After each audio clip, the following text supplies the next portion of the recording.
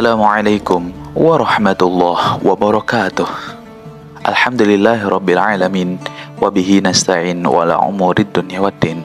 Wassalatu wassalamu ala sayyidil mursalin wa ala alihi wa ashabihi ajma'in.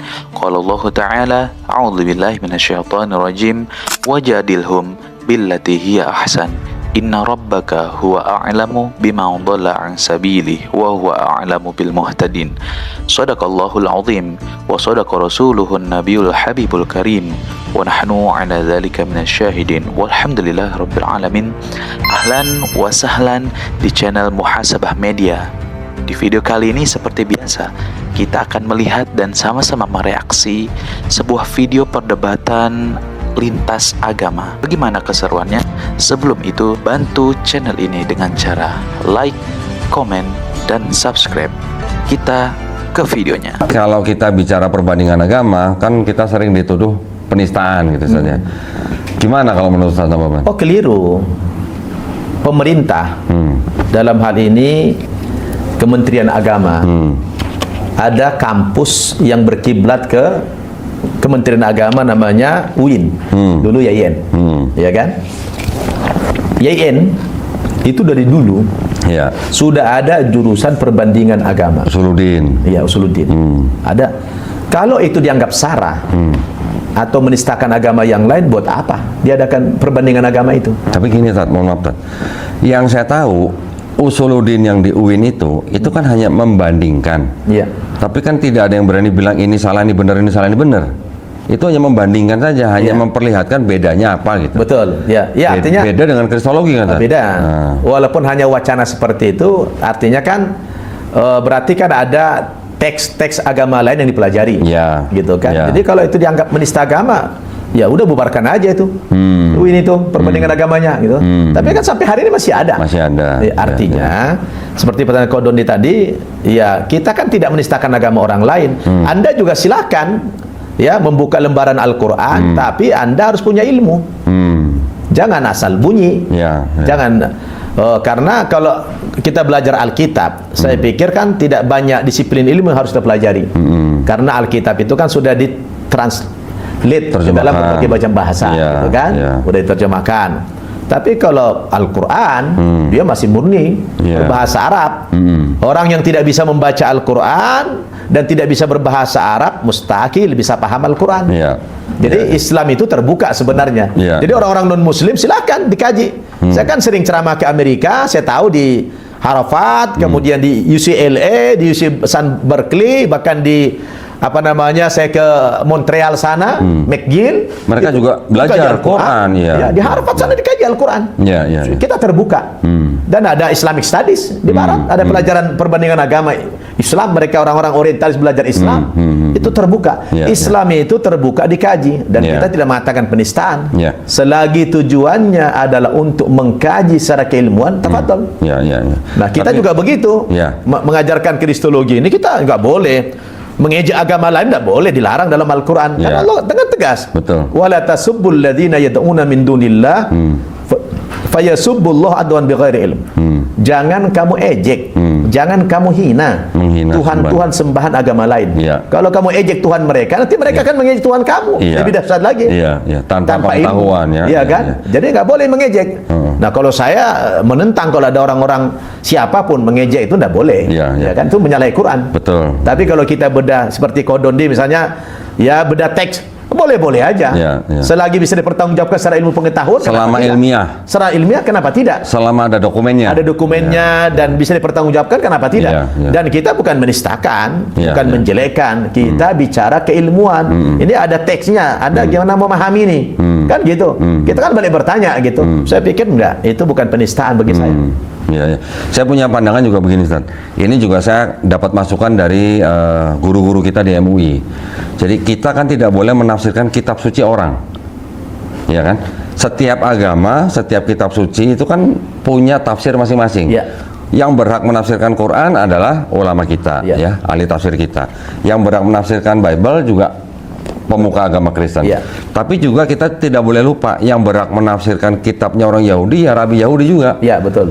Sekarang masalahnya kita sudah tahu ternyata mungkin 2/3 atau 3/4-nya kitab Kristen ini kan berasal dari kitabnya orang Yahudi. Betul. Yang ditafsirkan oleh Kristen menggunakan kacamata Kristen. Iya, betul. Nah, jadi ketika kita sedang berbicara lintas agama yang berdasarkan teks, kita tetap tidak boleh lompat pagar lah kalau zaman Ya, sekarang benar. istilahnya.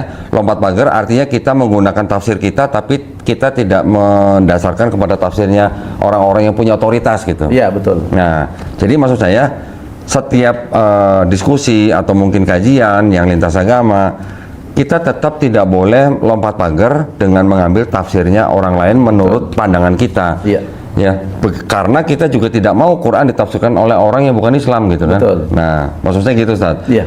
Jadi kalau misalnya saya juga berdebat dengan pendeta, saya kan juga membawa tafsir dari pihak mereka juga. Iya. Saya juga membawa tafsir dari pihak Yahudi juga. Iya. Kalau misalnya ada perbedaan, nah tolong jelasin gitu aja. Iya, betul. Itu yang saya lakukan gitu, Ustaz. Biarkan mereka menjelaskan. Biarkan mereka menjelaskan. Kalau ternyata tafsir mereka berbeda dengan tafsirnya Yahudi, tapi ternyata mereka mengambil dari kitab Yahudi, nah terus bagaimana? Gitu. Betul. Benar, benar. Iya kan? Benar. Kita tidak boleh seperti Kristen yang menafsirkan kitab suci orang menggunakan kacamata mereka. Betul. Gitu. Ya nggak bisa. Iya kan? Nah, kita sebenarnya juga mungkin kalau dipikir-pikir saja, ngapain sih kita bahas-bahas begitu ya? Iya. Kita terutama istilahnya saya dari Yayasan Pembina Mu'alafah Tauhid, kenapa kita melakukan hal-hal seperti itu? Karena ternyata memang dari saudara-saudara kita yang Kristen masih banyak dan masih punya yang namanya program kristenisasi. Itu yang menjadi alasan utama kita masih bahas seperti itu, Ustaz. Saya mungkin ya, saya juga terinspirasi oleh dakwahnya Ustaz Nababan dulu ketika masih berdebat, ya kan? Karena dulu ketika saya masih kafir juga saya menonton debatnya Ustaz Nababan. Iya. Tetapi ketika saya sudah menjadi muslim, saya sudah tahu apa itu dakwah. Betul. Dan saya sudah bergabung dengan Yayasan Pembina Mu'alafah Tauhid, yang mana di dalam Yayasan Pembina Mu'alafah Tauhid ini memang menempuh jalur perang pemikiran, Ustaz. Iya, betul. Kemudian qadarullah karena saya ditunjuk menjadi ketua litbang dan saya diberi tugas untuk berdebat dengan para pendeta, tapi kan kita harus tahu untuk apa sih kita berdebat gitu kan. Iya. Ternyata tujuan kita berdebat itu adalah untuk melindungi akidah umat Islam kita juga, Ustaz. Nanti kalaupun misalnya dari hasil debat itu ada orang yang belum muslim menonton sama seperti saya dulu menonton video debatnya Ustaz Nababan mendapat hidayah, itu kan bonus saja itu. Benar. Itu udah izin dari Allah bukan karena kita, Ustaz ya. Betul. Nah, kira-kira gitu saja. Ya, jadi gini kok. Setelah saya pelajari dan baca banyak buku-buku kitab agama lain, saya menyimpulkan di dunia ini dari sekian banyak agama hanya ada dua agama misi. Misi ya, Hanya dua agama misi. Iya. Yang pertama agama Kristen, Iya. yang kedua agama Islam. Iya, betul. Apa itu agama misi? Yaitu agama yang selalu ingin mengajak orang lain ke dalam agamanya. Iya, betul. Nah, saya lihat ini cuma dua agama. Iya, betul. Jadi agama Kristen itu agama misi, Islam juga agama misi. Iya, betul. Dalilnya bisa kita baca dalam Injil Matius pasal 28 ayat 19 atau juga Injil Markus pasal 16 ayat 15. Iya. Pergilah kamu ke segenap penjuru dunia, jadikanlah semua bangsa menjadi muridku, dan baptislah mereka dalam nama Bapa, Anak, dan Roh Kudus. Ya. Jadi setiap umat Kristen berkewajiban mengajak orang lain yang belum Kristen masuk ke dalam agamanya. Sebagaimana Islam juga ternyata itu agama misi. Iya, betul. Allah mengatakan dalam Al-Quran surat Saba ayat 28, wa ma arsalnaka illa kafatan linnas basyira wa nadhira walakinna aktsarun nasi la ya'lamun. Tidak kami utus engkau Muhammad terkecuali untuk seluruh umat manusia. Iya. Jadi Rasul itu untuk seluruh umat manusia, Iya. bukan hanya untuk orang Arab saja. Iya. Untuk seluruh umat manusia dengan membawa berita gembira dan peringatan, kata Allah. Dalam ayat yang lain kata Allah, wa ma kunna mu'adzibina hatta nab'atha rasula. Kami tidak akan mengazab suatu kaum sampai datang kepada kaum itu utusan Allah berdakwah menyelamatkan mereka masuk Islam. Iya. Jadi ternyata memang dua agama ini sama-sama mempunyai misi memasukkan orang ke dalam agamanya. Jadi bukan cuma Kristen, Islam juga berkewajiban. Kan begitu. Nah, hanya saja dalam prakteknya memang kita tidak boleh melanggar rambu-rambu. Artinya silahkan Anda berdakwah, Tapi tidak boleh membujuk-bujuk orang pindah agama. Islam melarang itu. La ikraha fid din, Ya. qad tabayyana rusdu minal ghayy. Tidak ada paksaan dalam beragama karena sudah nyata perbedaan mana agama yang benar, mana agama yang salah. Ya. Jadi kita tidak boleh mengiming-iming, apalagi mengintimidasi orang pindah agama. Tidak Ya, boleh. ya, ya. Kenapa? Karena agama itu adalah masalah pribadi. Ya kan? Tidak boleh dipaksakan. Karena manusia lain itu merdeka, bebas. Gitu kan? Nah, sebenarnya kita juga tidak punya otoritas melarang mereka, oh kamu tidak boleh melakukan kristenisasi, sebab itu adalah perintah agama dia. Nah, sebagaimana mereka juga nggak boleh melarang kita melakukan islamisasi, kan itu perintah agama kita juga. Nah, tinggal di lapangan bagaimana? Harus kita patuhi rambu-rambu. Nah kan gitu. Ya. Anda tidak boleh dong membujuk-bujuk orang masuk agama Anda, kami juga nggak boleh. Ya, kita sama-sama misi nih. Anda agama misi, kami juga agama misi. Tapi ayo kita kompetisi, tapi cara sehat, kan begitu. Nah, dalam prakteknya orang tanya saya, Ustadz, mana lebih banyak orang yang murtad daripada orang yang masuk Islam? Saya bilang saya berani jamin, jauh lebih banyak orang yang masuk Islam daripada orang yang murtad. Saya bisa jamin. Ya, ya. Buktinya apa? Kalau antum ke barat, Amerika, Eropa sudah keliling, Ya. gitu kan? Kalau antum ke sana, maaf, rumah ibadah mereka sudah rata-rata sudah ditutup, Banyak kosong. sudah kosong. Ya. Dijual. Umatnya sudah banyak menjadi agnostik. Ateis juga ya. Ya, ada yang jadi ateis, tapi paling banyak agnostik. Apa Ya. itu agnostik? Mereka masih percaya kepada Tuhan, tapi nggak percaya sama agama lagi. Ya, ya. Dan sebagian mereka ada yang masuk Islam. Ya. Nah, sementara di Barat, Islam itu berkembang begitu pesat. Di Amerika itu, di Kanada, di Eropa itu, saya kebetulan sudah mengunjungi 3 tempat suci agama. Saya sudah pernah ke Vatikan, saya sudah 2 kali ke Yerusalem, saya sudah berkali-kali ke Mekah. Jadi 3 tempat suci agama samawi ini udah saya kunjungi semua. Dan ada perbandingan bagi saya. Artinya saya lihat dengan mata kepala saya bagaimana sekarang di Barat, di Eropa itu terjadi yang namanya as-sahwa al-islami al-kubro. Ya. Kebangkitan Islam secara besar-besaran. Ya, ya, Hampir tiap hari orang masuk Islam. Ya, ya, ya. Jadi silahkan mereka menjalankan misinya, kita juga menjalankan misi kita. Tapi jangan melanggar rambu-rambu tadi. Nah, Gitu kok. mohon maaf, Tat. Iya, kok. Kalau yang disebut Ustadz dengan rambu-rambu itu, Iya. itu adalah yang disebut dengan keputusan bersama 2 menteri. Betul. Menteri Agama dan Menteri Dalam Negeri, Iya. nomor 1 tahun 79, Iya. yang melarang orang mensiarkan agama kepada orang atau kelompok orang yang sudah beragama. Iya. Jadi kita juga tidak boleh istilahnya mensiarkan agama kepada orang yang sudah beragama. Iya. Mereka juga tidak boleh, tetapi di lapangan kan kita lihat sendiri. Nggak bisa. Nah, Nggak bisa. masih banyak pelanggaran seperti itu. Yang saya tahu dan yang kami tahu dan banyak sekali buktinya, memang dari kalangan Kristen sendiri itu banyak melanggar keputusan bersama itu. Iya. Dan yang saya baca juga memang sebelum keputusan bersama itu dikeluarkan, Ustaz, itu memang banyak diprotes oleh kalangan mereka sebelum diberlakukan gitu loh. Iya. Jadi memang ya walaupun kalau tadi Ustadz menyebutkan Matius 28:19, Markus 16:15, Iya. walaupun saya juga bisa buktikan itu ayat atau yang teks yang tidak otentik gitu Iya, ya, atau iya. ayat sisipan atau apapun, saya bisa buktikan. Iya. Tetapi itu memang mereka Ya, pakai. faktanya itu mereka pakai. Yang mereka pakai Referensinya untuk itu. mereka melakukan kristenisasi. Betul. Jadi ya kita seharusnya beragama dengan dewasa ya, Ustaz ya. Betul. Betul bahwa agama kita juga agama misi, agama mereka juga agama misi, kita melakukan misi kita masing-masing. Betul. Tetapi jangan sampai melanggar aturan yang sudah dibuat pemerintah. Benar. Kan gitu, Ustaz ya. Betul. Ketika ada orang mau masuk Islam ya kita hanya bisa bantu. Iya. Tapi kita tidak boleh mengintimidasi tadi seperti Benar. kata Ustaz Nababan ya. Benar kok. Nah, kita lanjut dengan yang di barat nih, Ustaz ya. Iya kok ya. Di barat ini kan Ustadz udah melihat sendiri tempat-tempat agama, 3 agama suci 3 agama yang besar di dunia. Tadi Ustadz udah bilang banyak gereja di sana yang kosong. Betul. Dan dijual gitu ya. Dan banyak dijadikan masjid. Banyak jadi masjid. Iya. Ada yang jadi diskotik juga gitu. Ya, jadi saya mau cerita kok. Iya. Orang Indonesia saja di Amerika, sama di Kanada, kita sudah punya kalau tidak 5-6 bekas gereja di masjid. Iya. Pertama, Iya. kita sekarang ini ada pengusaha Indonesia, saya mau sebutkan namanya, itu beli gereja di LA, besar, Iya. dibeli, dijadikan masjid, dikasih nama Masjid At-Thohir, Masya Allah. karena orang tuanya ada namanya Thohir. Oke. Paham lah ya? Iya. Masjid At-Thohir. Iya. Nah, kemudian di Houston, Texas States, Kita di sana beli juga rumah ibadah mereka dijadikan masjid namanya Istiqlal. Kemudian di Washington DC, gabungan 3 state, Washington DC, Maryland, Virginia, juga beli bekas rumah ibadah mereka dijadikan masjid namanya Imam Center. Kemudian di California ada satu kota namanya San Bernardino, bekas rumah ibadah mereka juga dijadikan masjid At-Taqwa. Kemudian baru-baru ini Ustadz Adi Hidayat juga ada beli rumah ibadah mereka di Toronto, dijadikan nama masjid Istiqlal.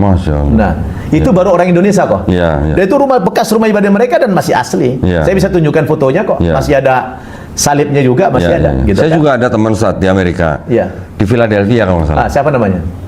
Namanya Bang Irfan, Irfan ya. Ya, ini teman saya, subscriber saya. Dia bangga banget ketika dia Jumatan, dia tunjukkan foto dan videonya. Ko Doni, ini bekas gereja katanya. Masya Allah. Alhamdulillah kok, kalau orang-orang Indonesia di Amerika yang memang orang pengajian itu pasti kenal sama saya lah. Karena sudah keliling, hampir 40 state saya keliling di Amerika itu tiap tahun itu, gitu kan. Jadi saya lihat dengan mata kepala bagaimana kebangkitan Islam di sana itu baru orang Indonesia tuh. Belum lagi orang-orang yang dari Middle East, belum lagi dari, kalau kita pergi ke Manhattan, itu di pusat kota New York itu. Antum coba antum keliling di segitiga Mas Jakarta, Sudirman, Tamrin, Kuningan, Gatsu. Coba hitung ada berapa buah masjid yang betul-betul masjid. Itu masih kalah di Jakarta dibanding di Manhattan. Malah lebih banyak sana. Di Manhattan itu saya hitung belasan masjid kok yang betul-betul masjid. Masya Allah. Kalau di Sudirman, Tamrin kan ya kantor yang dijadikan basement, gitu kan. Bukan betul-betul masjid. Kalau di sana benar-benar masjid, bukan kantor. Masjid ada semua, masjid. Itu belasan. Jadi di Manhattan lebih banyak masjid daripada di segitiga Mas Jakarta. Masya Allah. Iya. Nah, kalau Ustadz Baban sendiri pernah nggak beli masjid di Indonesia? Belum pernah saya. Kok beli masjid, beli gereja, belum pernah. jadi masjid itu. Itu Kohan yang pernah. Sama saya. Ya. Saya belum pernah. Karena belum ada yang nawarin sama saya.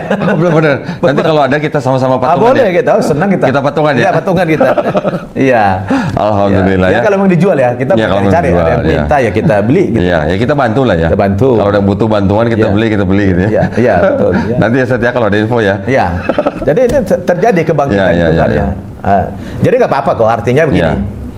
Dua agama ini agama misi. Ya, tinggal bagaimana di lapangan ya harus mematuhi aturan-aturan itu, rambu-rambu tadi gitu kan. Nah, kalau kita dilarang.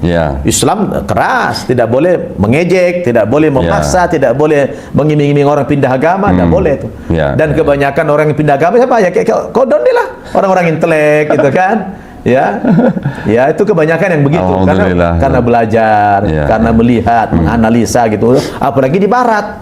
Di Barat pasti bukan orang-orang gembel, orang-orang yang berilmu yang masih. Saya juga punya salah satu subscriber Ustaz di Italia. Dia cerita sama saya. Sekarang banyak sekali makan, katanya udah banyak lah sekali lah di Italia orang-orang warga negara Italia yang sudah menjadi ateis atau agnostik. Tadi seperti Ustadz bilang ya. Saya udah ke sana juga saya. Gereja di sana katanya sekarang masih ada yang datang, tapi kebanyakan orang tua dan imigran katanya. Betul. Benar. Jadi orang-orang sana sudah mungkin juga dulu pernah sempat terjadi protes ketika mereka protes ke Vatikan karena mereka kan dipotong penghasilannya kan. Betul. Ke Vatikan kan. Iya benar. Nah, karena mungkin itu juga walaupun sekarang sudah tidak diwajibkan tapi sudah kadung mungkin ya. Iya betul. Dan juga orang-orang juga sudah mungkin bisa mulai berpikir lah. Ya kita bukannya mau mempromosikan atau bagaimana, tetapi akhirnya Islam bisa dilihat sendiri sebagai agama yang rahmatan lil alamin. Betul. Gitu. Jadi dan juga agama yang logis. Iya. Orang Barat kan sukanya logis-logis, betul. Ya. Jadi ketika mereka melihat Islam kok ini ada satu aturan yang mengatur manusia dari mulai dia lahir sampai dia mati, dari mulai dia bangun tidur sampai dia tidur gitu. Iya betul. Semua aturannya ada ternyata di Islam ya. Benar, diatur semua. Nah jadi alhamdulillah hal-hal seperti itu kan yang bisa kita tunjukkan. Benar. Jadi kan umat Islam atau muslimnya ini yang menjadi cerminan Islam gitu Ustaz. Betul. Kalau penceramah-penceramah seperti Ustaz Nababan, ya ini hanya yang boosting aja lah, boosting. Tetapi yang menjadi cerminan Islam di lapangan di masyarakat kan muslimnya aja, muslimnya Islam itu ya. Jangan sampai kita muslim dipandang orang atau diobservasi sama orang terus kita tidak menggambarkan Islam. Betul. Itu yang salah gitu Ustaz ya. Saya sering bikin analogi ini kok. Iya. Orang non muslim melihat agama Islam ini persis seperti anak kecil lihat durian. Anak kecil lihat durian. Gimana Ustaz? Itu anak kecil, ya katakan umur 4-5 tahun itu kan, lihat durian kan takut lihat durinya kok. Ya kan? Ketakutan lihat durian itu. Ya, tajam-tajam. Tapi begitu dibelah isinya, dikasih makan anak. Anak itu bukan cuma suka, doyan. Ketagihan terus. Iya. Gitu kan? Iya, iya, iya. Jadi orang non-muslim pun Islam itu kok. Iya, iya. Dari luar mereka melihat Islam itu casingnya itu menakutkan, seram, ekstremis. Ya? Macam-macam lah, irhab. Iya. Macam-macam itu ya kan, teroris. Dari luar mereka melihat itu. Kenapa? Di framing dengan apa namanya, televisi, media barat itu ya, mainstream gitu kan. Fitnah lah ya. Gitu. Tapi begitu mereka bedah isinya, waduh, mereka ketagihan kok. Tuh. Kayak anak kecil tadi melihat durian. Tapi gini juga Ustaz, ini kan kita beberapa waktu yang lalu ini kan dari mungkin udah 10 tahun, mungkin 15 tahun atau 20 tahun yang lalu, kita sudah mulai mendengar apa yang disebut dengan Islamofobia. Betul. Betul ya, ya? Iya. Jadi Islam di mana-mana kan memang difitnah. Betul. Kenapa kita dengarnya hanya Islamofobia? Kenapa kita tidak pernah mendengar Christianity phobia gitu? Iya, betul. Iya kan? Kenapa cuma Islam? Nah, itu juga Karena mungkin mereka yang punya media mainstream itu. Iya. Mereka kuasai itu. Iya, jadi kan memang banyak sekali fitnah-fitnah tentang Islam di media-media. Saya pernah membaca sebuah lembaga di Amerika ya kalau nggak salah ya. Iya. Disingkat itu CAIR. Saya lupa singkatannya apa ya. Jadi lembaga CAIR ini yang mereka membuat laporan tentang kegiatan yang apa namanya, yang membuat Islamofobia itu selalu diangkat gitu. Dan ini butuh dana yang tidak sedikit saat. Iya. Dana ini kalau nggak salah yang pernah kemarin saya baca itu sampai 1,5 miliar dolar Tat, ya, bukan rupiah loh. Masya Allah. Dolar Tat. Itu sampai 2014 tuh kalau nggak salah tuh. Masya Allah. Jadi sampai segitu banyaknya, yang di belakang itu puluhan organisasi yang mendukung kegiatan untuk Islamofobia itu. Iya. Sampai dana yang dikeluarkan sampai 1,5 miliar dolar. Bayangin. Jadi mereka nggak main-main gitu ya untuk memframing Islam gitu. Sebenarnya kalau kita ngeliat lagi kan dunia ini kan seperti terbelah dua. Betul. Yang satu belahan Islam, satu belahan bukan Islam. Yang bukan Islam ini mempunyai kepentingan, mungkin bisnis, mungkin budaya, mungkin apa ya, modernisasi, mungkin apapun lah, melalui jalan apa Tad? Bisa film, bisa food, bisa fashion, bisa freedom, bisa feminisme. Kan ini semua yang menjadi racun-racun kita gitu Tad. Betul. Kan cuman umat Islam dari mulai keluarga yang menjaga keluarganya tidak keluar dari moral Islam gitu. Betul. Karena kepentingan-kepentingan ini melihat Islam sebagai bangsa yang besar gitu. Makanya bagaimana caranya supaya kepentingan mereka masuk kepada umat Islam? Mungkin itu juga gitu ya yang menyebabkan adanya Islamofobia. Betul. Gitu ya, jadi begini kok, apa namanya? Islamofobia itu kan bukan baru kemarin. Dari zaman Nabi kan sudah ada. Bahwa orang tidak senang dengan Islam, segala macam cara dilakukan, bahkan berpura-pura masuk Islam. Seperti Abdullah bin Sabah misalnya, itu banyaklah dalam sejarah itu.